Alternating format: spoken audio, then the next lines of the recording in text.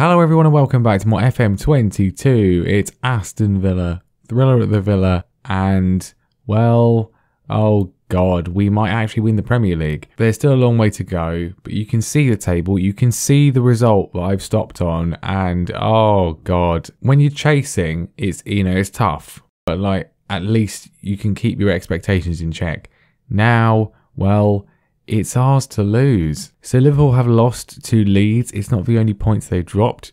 Chelsea have also dropped points as well. And so if you direct your eyes to the table, you can see we're top with 67 points. Only one game more from the sides who are chasing us. And when they win that game in hand, if they win that game in hand, they will not overtake us. Chelsea will be, at best, 2 points behind. So how's this happened? Well, here are the results since last time's fantastic wins over Leicester and the epic against Spurs. More great wins. One dropping of points, but it's at least still a draw. We're still unbeaten. A 3-0 win away at Southampton, first of all, obviously, because we just always do. We beat Charlton 1-0 in the FA Cup. A 2-0 win then against Leeds. Liverpool can't beat them, but we can. Shabba with 2 there. A 1-1 with Everton, which, well, I mean, we were rubbish. We didn't play very well. They were dominating the whole game. It was a matter of time before they scored. It was a matter of time before Dominic Calvert-Lewin scored. He did. But immediate response, Bertrand Traore, so often the saviour, off the bench to give us a point there. And all the more remarkable was the 3-1 win against Wolves. I mean, this was tense. We, again, weren't playing particularly well. We went behind. Emi Buendia then got sent off for kicking John McGinn, who, of course, we sold last time. I thought this was bad. This was very, very bad. But we moved Shabba to the left. We moved Bentancur forward. And then, well, Ollie Watkins off the bench scored. Bailey and Bentancur both then added to it to give us 3 points, rescuing us from defeat there. And then the most ridiculous of all, a 3-2 win over Manchester City. You can see there, we were 2-0 up after 5 minutes. They then equalised by the 13th minute. It was crazy, but a late goal from Leon Bailey gave us all 3 points as the run continues. And then most recently, we beat Preston in the FA Cup 4th round, a 2-0 win there. So it's all going very well. We're going to be playing Bournemouth today in the Premier League. They will also be our opponents in the FA Cup 5th round. And then, of course, we will be playing Wolfsburg in the Champions League first knockout round, first leg, which is nice. So hopefully some more wins today, but obviously a long way to go. We've got some tricky matches. We've got to play Chelsea, we've got to play Arsenal and Liverpool at Anfield. We've got to play Man United as well. It's not going to be easy, but yeah, just to confirm, Liverpool obviously lost to Leeds. They also lost to Manchester City as well. They're out of the FA Cup. They're in the absolute mud. Chelsea not too badly, but we have drawn with Newcastle. So it's a very good situation. And transfer-wise, we only made one move and we could have spent it, but I just felt there wasn't much point. We don't really have much space to register players, so I figured, there's no point bringing anyone in just for no real reason. We did, however, sign a goalkeeper in the form of Alex McCarthy for £600,000. He's just very solid as a reliable backup in place of Schlager. There was a slight issue in that I accidentally loaned Jacob Ramsey out to Aberdeen. I thought it was his brother. I thought it was his brother Aaron. I just clicked accept. I saw Ramsey, clicked accept. Didn't realise it was Jacob. So, having sold John McGinn, if there's a problem with any of our midfielders, it could be an issue. We can't recall him. So, well, he'll have a fun time in Scotland, I'm sure. Okay, so, well, lunchtime game has been played and Chelsea have lost to Arsenal. Huge result. Absolutely massive. They go level on games with us for the time being, but they're now 5 points behind. It means that if Liverpool win their game in hand, whatever that comes in, then we will have a 4-point lead still, which is crazy. Let's hope we can beat Bournemouth. Liverpool are playing Newcastle as well, who we of course have lost to, so surely they'll beat Liverpool. Okay, so ideal team is not fully fit. Buendia is suspended because of his transgression against Wolves, so Ollie Watkins will start on the left hand side, and Matt Targett, he got injured against Manchester City again, so he fractured his toe. I watched it back, it was hilarious. He did it himself. He tripped over himself and broke his toe, which is quite funny.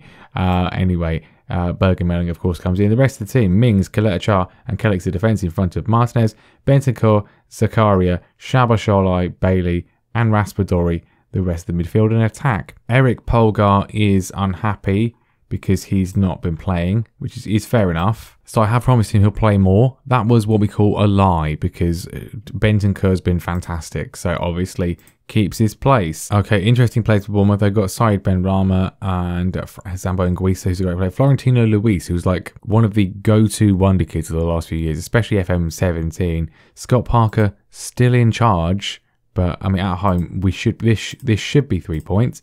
But then, you know, often these are the kind of games where it doesn't go to plan. I do fear perhaps that as we are now sort of, now it's in our hands regarding winning the title, that we might get a bit nervous and sort of come a cropper as Bailey goes very, very close early on. It's a good save. It was a goal kick, so it can't have been a save. Anyway, Bournemouth are looking to come forwards. We've got to be careful here as well. Anguissa gives it away. It's cut out brilliantly by Kellick, and we can now look to strike again. Chaleta Char down the middle of the pitch. Of course, Chris Mepham on the bench, former Bournemouth player. Will he be involved today? Hopefully not, because that would mean a major injury. But anyway, I'm babbling as Shabasholai hits the woodwork. 2 good chances so far. Corner, Melling plays it in. Mings can't quite get there. It's cleared away by Florentino Luis, but he gets it back. Is he onside? He is. We look to keep the chance alive. It's come to Mings, who strikes it. Tyrone Mings. Wow. It's not how I expected the highlight to go, if I'm honest. I wouldn't have been surprised if Mings had scored, but not like that. Tyrone Mings with an absolute rocket off the crossbar into the goal. Fantastic. On his left foot. What a hit. Well. Fantastic goal. Bournemouth need a response, but we've intercepted again. Raspadori on return feeds Ollie Watkins. It could be 2. It should be 2. How did he miss that? Another corner. It's a Tyrone Mings banger incoming. Not with his foot, with his head. He's on a hat-trick now. We're 35 minutes in. Tyrone Mings with 2. This was more sort of routine and expected for him. The kind of thing, you know, you put him on the pitch for a corner for. Okay, so that was good. That was really good. Keep it up, boys. Impressive. Can we grab a third? Shabasholai in a good shooting position. Goes short to Bentancur. It's blocked. He gets it back. Watkins, is he going to take it on? Goes all the way to the byline. Bentancur does. Hits the bar. We're still keeping it alive.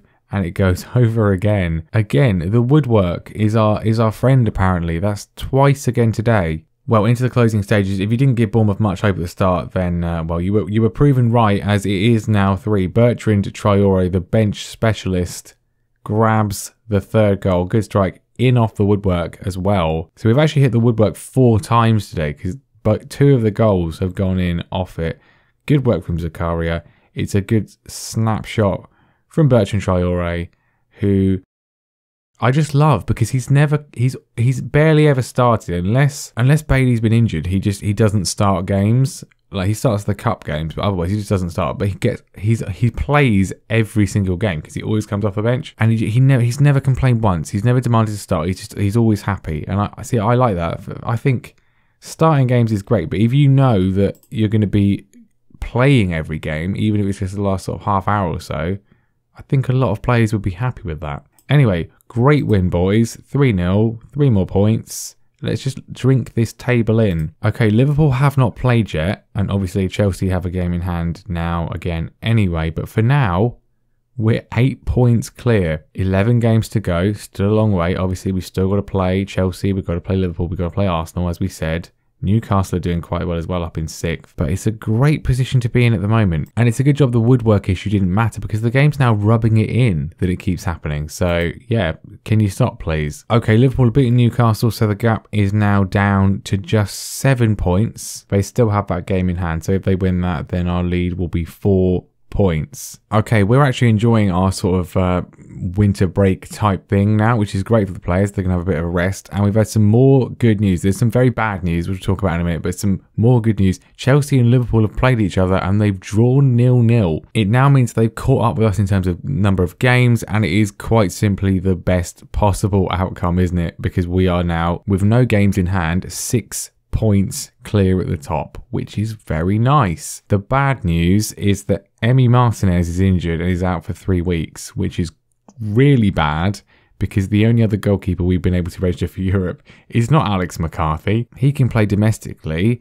but it's Victor Johansson, so he's going to be making his debut in a Champions League knockout game, which is not ideal. Okay, here we go. Hopefully the goalkeeping situation is not a problem. It was nearly a complete disaster, because there's an under-23s game scheduled for the same time. And if I hadn't realised, Johansson would have played in that, which means we wouldn't have had a goalkeeper at all. So, well done me. Look, there's the greyed out one. That's never a good sign. We won't put him on the bench because, hopefully we won't need him. So Johansson comes in goal. Buendia's back from suspension. Well, he's just not suspended for Europe, obviously. So he's on the left-hand side. Otherwise, it's the team who comprehensively saw off Bournemouth. And I'm still relatively confident. They have got Ademola Lookman, a few other familiar names, but that's about it really. I want to win here in the first leg. Let's take control of the tie. Maybe we can even potentially rest for the second leg if this goes really well. Nothing yet. 10 minutes in. Here's the highlight. It's Ademola Lookman. We flagged him up and it's a good cross in, but Shabasholai, just the control to get it away there. Raspadori gives it back to him. Just keep going. They exchange passes. Raspadori's been forced a little bit to the left-hand side, but flicks it in, and Leon Bailey just gets it done. Obviously, away goal's no longer a problem, which is good. Leon Bailey's header is a powerful one, and we've got the advantage. Right, if we could grab another, that would be really good. Obviously, if they do score, that would be bad, but obviously, as there's no away goals rule anymore, it doesn't count for double. As Weghorst scores, he looked massively offside, so hopefully he is. We don't want to be conceding anything here. We want to have a good score going to Germany, and yeah, it's been disallowed. He looked pretty off. I see it here. I mean, he's gone. There's going early, and then there's that. Shabasholai free kick to swing in. Chaleta Charles there. Chaleta Charles hits the woodwork, obviously, because it's another great thing to do. And that's half time. Only 1-0. I've just realised, looking at Berger Melling's 6.4 rating, that Matt Targett is probably back from his injury, so we could have played him, but I did not do that. So well done. Great from me again. Oh well, a 2-0 win here, 3-0 win, that would be good. That would give us a good solid base going into the second leg. Bailey flicks it forward to Raspadori, and Raspadori scores in off the woodwork, obviously. Again, question mark in favour of offside. I think he looked on to me. I'm hoping he was. It's been given. Let's have a look at this one again. Leon Bailey with the assist. What a ball. Raspadori's finish is brilliant. Like, sort of stamps on the ball to get it into the goal. Really nice. We'll see how tight it was. I mean, you know, Weghorst should be ashamed of himself. Can we get a third one? That would sort of, you know, not necessarily put the game beyond doubt or the tie beyond doubt, but it would certainly, you know, put us in a very, very strong position in that second leg in Germany. Let's just not concede. As Shalai's in, and Johansson makes the save. I mean, he's not a terrible goalkeeper. We signed him from Rotherham in League One, so you know he's got some decent experience, but he's just not. I don't think he would have expected when he joined that he would be playing in the Champions League. Well, they've got another chance here. I mean, a 2-1 would not be good, and wow. He's offside. Saul offside, but it was a great save from Johansson nevertheless. He did not know. Good stop from him. He's having a good debut, good solid debut, and hopefully he's going to get a clean sheet on his first start for the club. It's probably going to be his only game for the club, unless Martinez isn't back for the second leg, in which case he'll get 2. But we've got 2 in terms of goals. I would have liked a few more, but a 2-0 win is not a bad start. Not a bad start indeed, and we will be back next time to see the second leg. Can we see it out? Can we make the Champions League quarter-finals? And can we keep our Premier League title charge going? We will be playing Chelsea as well because, well, it's a massive game. I mean, I'm saying that if we beat Bournemouth in the FA Cup, things could get moved around. But at the moment, Chelsea-Wolfsburg is the plan. But that is going to be that for today. Thank you very much for watching. Leave a like and subscribe as well. Are we going to do it? I just feel something's going to go wrong. I mean, this month here is scary. Not so much Brighton, but then we have lost to Brighton. It's these 3 games here. Anfield away. That's not going to go well, is it? Anyway, we'll see what happens.